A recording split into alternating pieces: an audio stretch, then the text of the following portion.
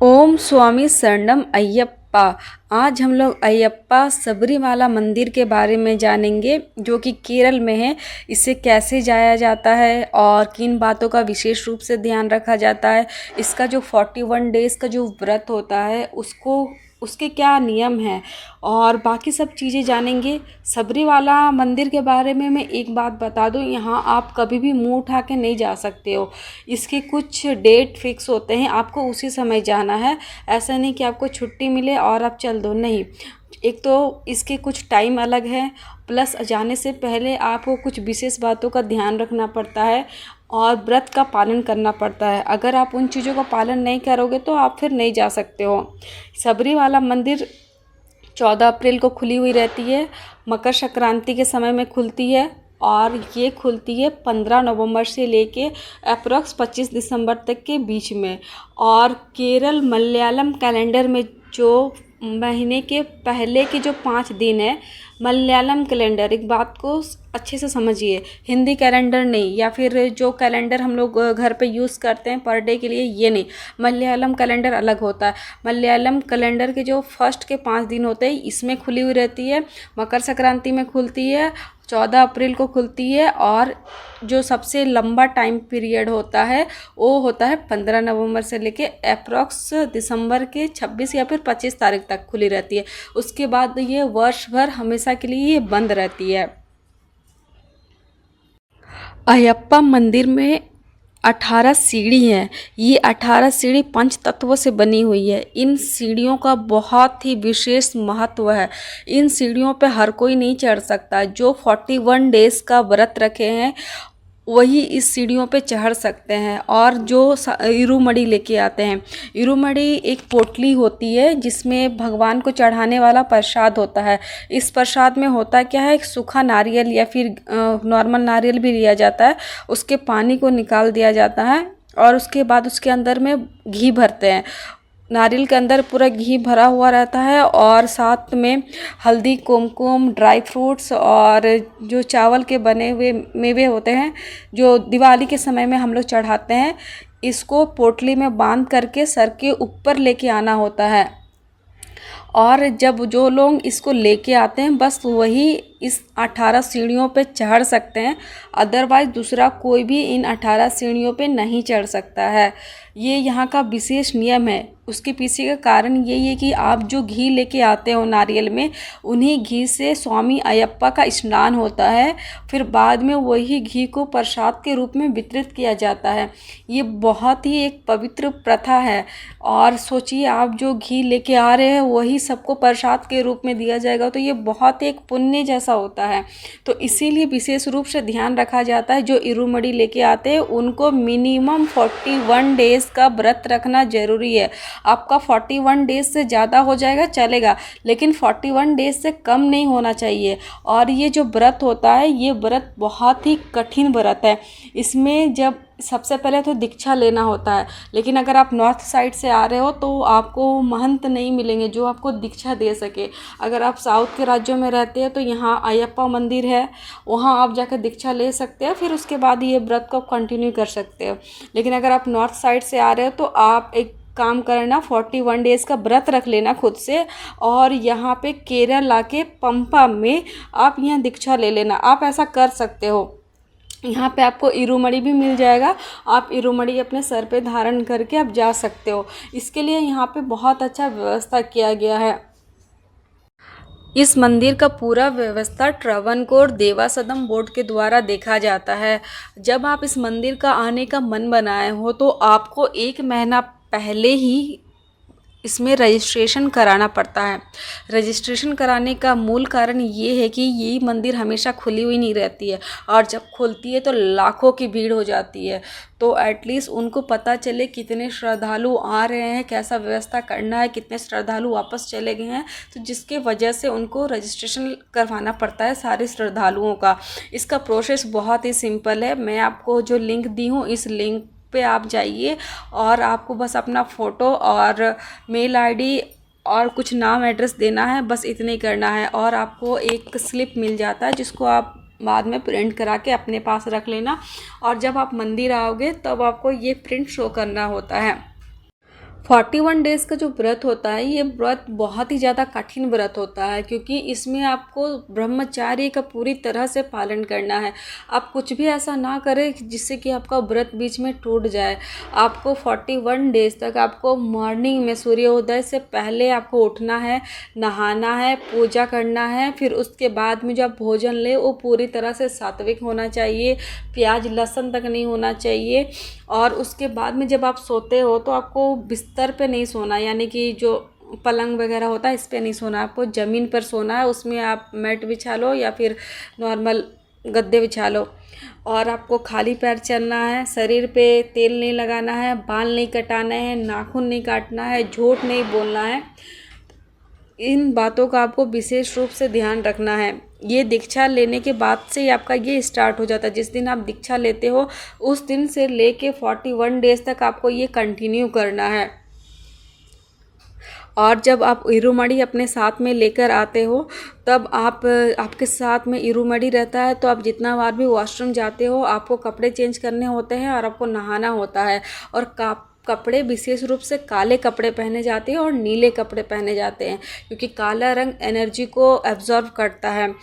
तो इस बातों का आपको विशेष रूप से ध्यान रखना है। और आपको जिस स्त्रियों के पीरियड्स आते हैं अगर आपके घर पे हैं तो उनसे थोड़ा दूरी बना के ही रखा जाता है। ये यहाँ आने के कुछ विशेष नियम है। नॉर्मली लोग इतना कुछ नहीं फॉलो कर पाते हैं, तो 18 दिन का या फिर 11 दिन का व्रत रख के आते हैं। लेकिन जो 18 दिन 11 दिन 3 दिन का व्रत रखते हैं इनको इरुमड़ी लेने की अनुमति नहीं होती है। अगर आप नॉर्थ साइड से आ रहे हो, आप केरल पहुँचे, केरल से आप पंपा पहुँचे, पंपा में अगर आप जब इरुमड़ी लोगे तो आपसे पूछा जाएगा कि आपने कितना दिन का व्रत किया है। अगर आप 41 डेज़ का व्रत नहीं किए हो तो वो आपको इरुमड़ी वो नहीं देंगे। इरुमड़ी आपको लेने के लिए वहाँ पे पैसे देने पड़ेंगे, क्योंकि इसमें बहुत सारा सामान होता है इस वजह से। और जिनके पास इरुमड़ी नहीं होता है उनको पवित्र 18 जो सीढ़ियाँ हैं, ये 18 सीढ़ियों पे आपको नहीं चढ़ने दिया जाएगा। ये 18 सीढ़ियाँ बहुत पवित्र है। बोलते हैं जो इरुमड़ी अपने सर पे लेके आते हैं और इन 18 सीढ़ियों पे चढ़ते हैं उनको मोक्ष की प्राप्ति होती है। ये 18 सीढ़ियाँ जो है 18 पर्वतों जो सबरीमाला में है उनको इंडिकेट करता है। और ये 18 सीढ़ियाँ स्वामी अयप्पा के 18 हथियार है। जब आप इन सीढ़ियों पे चढ़ते हो तो आप खुद को उनके आगे समर्पित कर देते हो और शुद्ध आत्मा के साथ स्वामी अयप्पा के आप दर्शन करते हो। अगर आप नॉर्थ साइड से आ रहे हो तो 41 डेज़ का फास्ट करना थोड़ा डिफ़िकल्ट हो जाता है। आप 18 दिन या फिर 11 दिन का फास्ट करके भी आ सकते हो। आपको सबसे पहले कोट्यम रेलवे स्टेशन आना है। अगर कोट्यम के लिए ट्रेन नहीं मिल रही है तो आपको चिंगनूर आना है, या फिर चिंगनूर के लिए भी नहीं मिल रही है तो आपको तिरुवनंतपुरम आना है। अब इन तीनों जगह में से जो आपका सामना पड़े या फिर वहाँ के लिए आपको गाड़ी अवेलेबल हो तो आप यहाँ तक आ जाओ। फिर इसके बाद में यहाँ से आपको पंपा जाना है। पंपा के लिए आपको बसेस यहाँ से मिल जाएंगी, क्योंकि ये जो साबरी वाला मंदिर है यहाँ लाखों श्रद्धालु आते हैं, जिस वजह से हर जगह से आपको बसेस अवेलेबल हो जाती है। आपको बस लेके आपको पंपा आना है। पंपा आने के बाद आपको सबसे पहले यहाँ पे आपको नहाना पड़ेगा पंपा नदी में। यहाँ पे नहाने के लिए कुछ दूसरा बंदोबस्त नहीं है, आपको नदी में ही नहाना है। पंपा नदी में नहाने के बाद आपको दिए जलाने होते हैं। दिए जलाने के बाद में आप यहाँ पे एक मंदिर है वहाँ पे आप जाओ और वहाँ से आप अगर इरुमड़ी लेना चाहते हो 41 डेज़ का व्रत किए तो आप इरुमड़ी ले लेना। और वहाँ पे आपको एक माला पहनाया जाता है, मंत्र उच्चारण के साथ आपको एक माला दिया जाता है, जिसे दीक्षा कहते हैं। वहाँ के जो महंत है वो आपको माला पहना देंगे और जब आप रिटर्न आते हो तब आपको ये माला रिटर्न करना होता है, क्योंकि आपका पूजा कंप्लीट हुआ, इस चीज़ का ये सूचक है। आपको यहाँ से माला लेना है और इरुमड़ी लेना है और इसके बाद में 5 से 6 किलोमीटर का एक ट्रैकिंग होता है, क्योंकि ये जो मंदिर है ये पर्वत पर है। ये मंदिर पेरियार टाइगर रिजर्व के अंदर में आता है, जिसके वजह से यहाँ पे होटल नहीं है आसपास में। पंपा में आपको टॉयलेट वगैरह मिल जाएगा, जो सार्वजनिक टॉयलेट्स वगैरह सब है, और खाने की भी यहाँ पे होटल्स वगैरह मिल जाएगा। बट रहने ठहरने के लिए जो बड़े बड़े होटल्स हैं वो नहीं मिल सकता, क्योंकि ये जो एरिया है ये पेरियार टाइगर रिजर्व के अंदर में आता है। आपको यहाँ से दीक्षा लेने के बाद में ट्रैकिंग करना है 5 से 6 किलोमीटर का।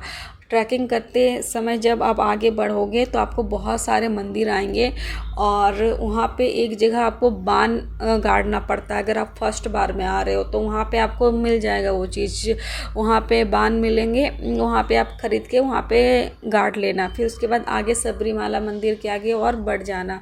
फिर इसके बाद में अगर आपके पास इरूमड़ी नहीं है तो आप नॉर्मल लाइन से हट जाना। इरूमड़ी वालों के लिए अलग से एक लाइन होती है और आप वहाँ पे से दर्शन कर लेना स्वामी अयप्पा के। अगर आप साउथ के स्टेट में रहते हैं जैसे कि तेलंगाना, आंध्र प्रदेश, तो यहाँ पे अयप्पा मंदिर भी हैं। यहाँ के महंत दीक्षा दे देते हैं, तो ये लोग क्या करते हैं, यहाँ से दीक्षा लेते हैं, फिर यहीं से इरूमड़ी बनाते हैं और बसेस में चले जाते हैं। इनका बस जो होता है, यहाँ पे बस व्यवस्था बहुत ही अच्छा है क्योंकि ये टाइम बहुत ही स्पेशल होता है साउथ के लोगों के लिए।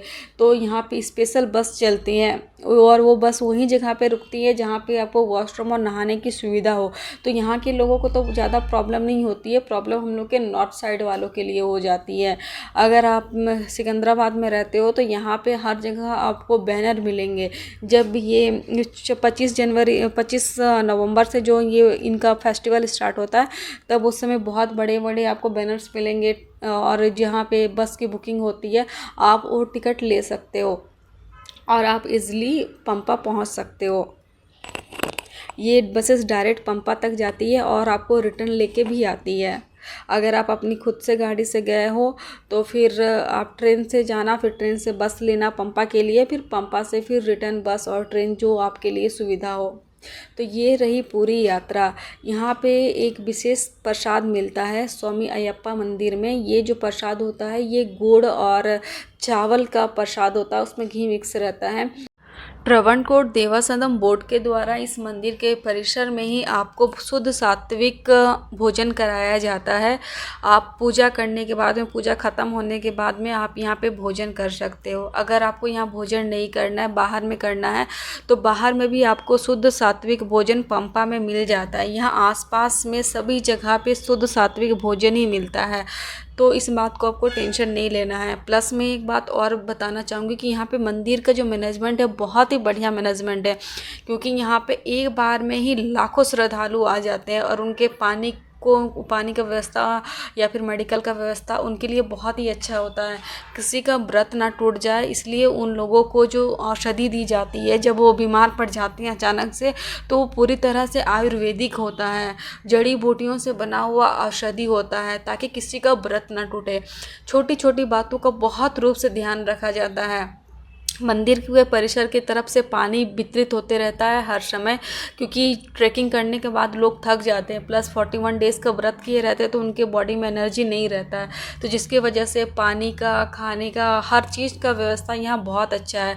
यहाँ पे कंटिन्यू एम्बुलेंस आपको नज़र आते रहेंगे और यहाँ पे एक पंपा में एक हॉस्पिटल है, वो हॉस्पिटल विशेष रूप से श्रद्धालु के लिए ही है कि जिनको अचानक से बीमार पड़ गए वहाँ पे उनको वहाँ ट्रीटमेंट दे सके। और यहाँ पे तो मुझे सबसे अच्छी बात यही लगी कि यहाँ पे मंदिर ट्रस्ट के तरफ से आयुर्वेदिक मेडिसिन दी जाती है जो कि नॉर्मली कहीं नहीं मिलता है। तो ये चीज़ देख के, तो ये चीज़ जान के मुझे बहुत पर्सनली अच्छी लगी। मैं इस मंदिर को गई नहीं हूँ, लेकिन इस मंदिर के बारे में जब मुझे जानकारी पता चला तो मुझे बहुत ही अच्छा लगा। साबरीमाला फेस्टिवल के समय में बड़े बड़े शहर जितने भी है केरल में, हर जगह पे शुद्ध सात्विक भोजन का विशेष रूप से ध्यान रखा जाता है, क्योंकि यहाँ अचानक से लाखों श्रद्धालु आते हैं। तो आप जहाँ भी उतरो, चाहे एयरपोर्ट पे उतरो या फिर रेलवे स्टेशन पे, आपको वहाँ पे सात्विक भोजन का होटल ज़रूर मिल जाएगा। तो इस चीज़ का आपको टेंशन नहीं लेना है। मकर संक्रांति के समय में यहाँ पे बहुत भीड़ होती है, क्योंकि यहाँ पे मकर ज्योति दिखती है उस दिन। मकर ज्योति एक तरह का तारा है। कहा जाता है कि जिनको ये मकर ज्योति दिखती है उनको स्वामी अयप्पा के आशीर्वाद मिलते हैं, इस वजह से इस दिन यहाँ बहुत भीड़ होता है। आप जब भी यहाँ पे आओ, आप व्रत करके ही आओ, भले आप इरूमड़ी लेके ना आ रहे हो। अगर आप सभी को मेरा ये वीडियो पसंद आया हो तो प्लीज़ मेरे वीडियो को लाइक कर दो और मेरे चैनल को सब्सक्राइब कर दो। आप लोग अभी तक मेरे वीडियो को देखे इसके लिए आप लोगों का बहुत बहुत थैंक्स। प्लीज़ मेरे चैनल को सब्सक्राइब कर दो।